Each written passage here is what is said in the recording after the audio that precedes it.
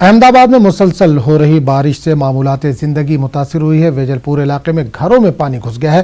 سڑکوں پر پانی جمع ہونے کے سبب ٹریفک سست رفتاری سے چل رہی ہے۔ گجرات کے کئی اضلاع میں بھی بارش ہو رہی ہے۔ سورت، راجکوٹ، مہسانہ اور جونا گڑھ میں بارش کے نتیجے میں نشیبی علاقے زیر آب آ گئے ہیں۔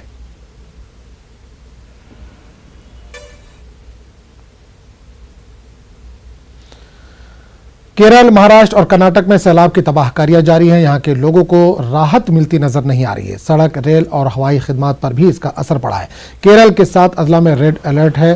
ارناکولم، ادوکی، پلکڑ، ملاپورم، کوزی کوڈ، کنور اور وائناڈ میں مزید بارش کی پیشگوئی کی گئی ہے۔ بارش سے جڑے واقعات اور سیلاب کی زد میں آ کر اب تک 40 سے زائد افراد ہلاک ہو چکے ہیں۔ متاثرہ علاقوں سے اب تک 64,000 سے زائد افراد کو محفوظ مقامات پر منتقل کیا گیا ہے۔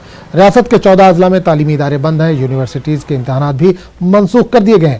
کوچی ایئرپورٹ سے پروازیں اتوار تک نہیں جا سکیں گے۔ ادھر کرناٹک کے 6 اضلاع ملناڈ، کوڈاگو، دکشن کنڑا، ساحلی کرناٹک اور اڈوپی میں صورتحال سنگین ہے۔ 20 سے زائد افراد ہلاک ہو چکے ہیں۔ محکمہ موسمیات نے مزید بارش کی پیشن گوئی کی ہے۔ وزیر خزانہ نرملا سیتا رمن کرناٹک کا دورہ کریں گے۔ مہاراشٹر کے سانگلی، کولہاپور اور ستارا میں شدید بارش سے سیلابی صورتحال پیدا ہو گئی ہے۔ بارش سے جڑے واقعات میں اب تک یہاں 27 افراد جاں بحق ہو چکے ہیں۔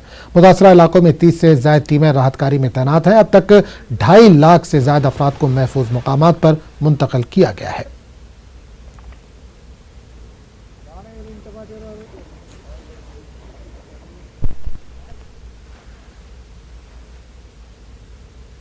سابق وزیر خزانہ ارون جیٹلی کی حالت مستحکم ہے۔ علاج سے انہیں افاقہ ہو رہا ہے۔ سانس میں تکلیف کی شکایت کے بعد ارون جیٹلی کو جمعے کے روز ایمس میں داخل کرایا گیا تھا۔ نائب صدر جمہوریہ وینکیا نائیڈو نے ایمس جا کر ان کی مزاج پرسی کی۔ وزیر اعظم نریندر مودی اور پارٹی صدر امت شاہ بھی ایمس پہنچے تھے۔